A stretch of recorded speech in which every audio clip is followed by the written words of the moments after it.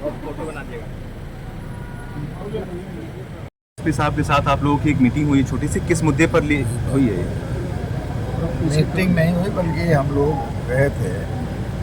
एक जिले में बड़ी संवेदनशील घटना हुई है, सिधारी की मासूम बच्चे की हत्या कर दी गई और हत्या के बाद जिस हत्या की पहले उसके गार्जियन ने पुलिस को सूचना दिया था कि मेरा बेटा गुम हो गया, मेरा बेटा नहीं मिला और मेरा बेटा फला व्यक्ति के साथ मेला घूमने गया था। वो मेला घुमाने के लिए लिवा गया था, लेकिन इसके बाद भी स्थानीय थाने के थानाध्यक्ष सक्रिय नहीं हुए,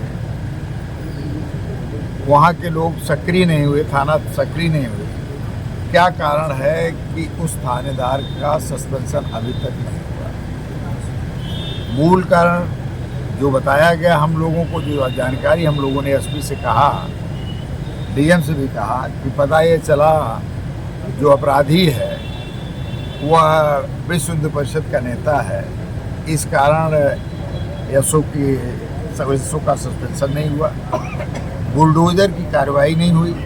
अभी भावापुर में, बिलैयागंज में तुरंत बुलडोजर से कार्रवाई कर दी जाती है। हरिहरपुर में यादव के साथ उसके घर को गिला दिया जाता है। तो इस जनपद में क्यों दो तरह की कार्रवाइयां हो रही हैं? कुछ लोगों के खिलाफ कड़ी कार्रवाई हो जा रही, बुलडोजर तक चल जा रहा है, और कुछ लोगों के खिलाफ नहीं हो पा रही है। इसका मतलब है जो भारतीय जनता पार्टी की सरकार में न्याय देखने का दो दृष्टिकोण है, एक अपने लोग और एक दूसरे लोग। तो यह निश्चित तौर पर आजमगढ़ जिला है, यह संस्कृत जिला है। यहाँ हम लोग इस जो दो तरफा कार्रवाई है इसको हम लोग बर्दाश्त नहीं करेंगे। अगर कार्रवाइयाँ नहीं होगी तो हम धरना प्रदर्शन करने का सवाल ये है कि इंस्पेक्टर सिधारी जो है उसके ऊपर तमाम आरोप लग चुके हैं और तमाम ये जांच का हवाला दिया जा रहा है। ये बताया जा रहा है कि बड़े अधिकारियों के टच में होने की वजह से उनके ऊपर कार्रवाई नहीं हो पा रही है। देखिए, इस बात को हम लोगों ने रखा, हमने कहा कि उसकी शिकायतें बहुत है, क्या कारण है कि आप उसको रोक रखने? मैंने कहा प्रेमा फेसाई यह मामला तय हो गया कि उसकी लापरवाही से घटना घटी। आप जांच दिनों तक चलती रहे, जांच के बाद आप हटावे, ये कोई कारण नहीं है। आप तुरंत कार्रवाई, हमने कहा अभी कोई घटना होती है तो कार्रवाई तुरंत आप बुलडोजर क्यों चलवाए भावापुर में? आप क्यों हरिहरपुर में बुलडोजर चलवाए? तुरंत उसको जांच करा लेते वाकई वो था कि नहीं था, और वह जो मकान उसका है वह किसी परिध में आता है कि नहीं आता है। तो यह कार्रवाई तो त्वरित आप कर दे रहे हैं।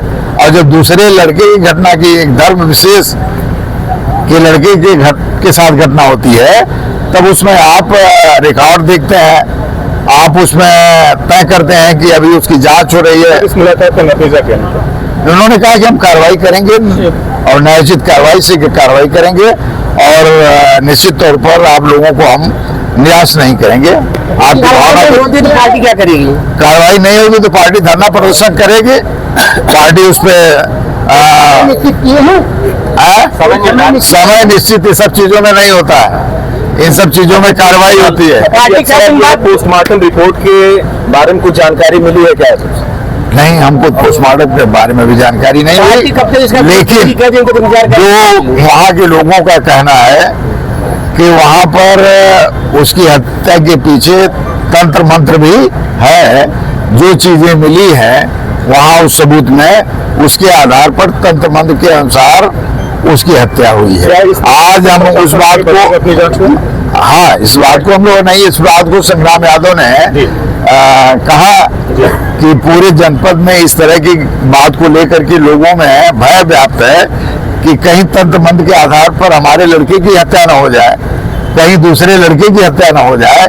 इस बात को रखा गया और उन्होंने कहा कि हम निश्चित तौर पर इस बिंदु को भी देख करके अगर यह बात होगी तो हम कार्रवाई करेंगे। अध्यक्ष जी, सवाल ये है कि जब पूरी घटना की एप्लीकेशन थाने पे दी गई थी, उस वक्त के बाद एक जांच दी गई थी, जांच को फिर ट्रांसफर करके दूसरे अधिकारी के पास क्यों किया गया था? सवाल ये है। देखिए, यह निश्चित तौर पर आपकी बात से मैं सहमत हूँ।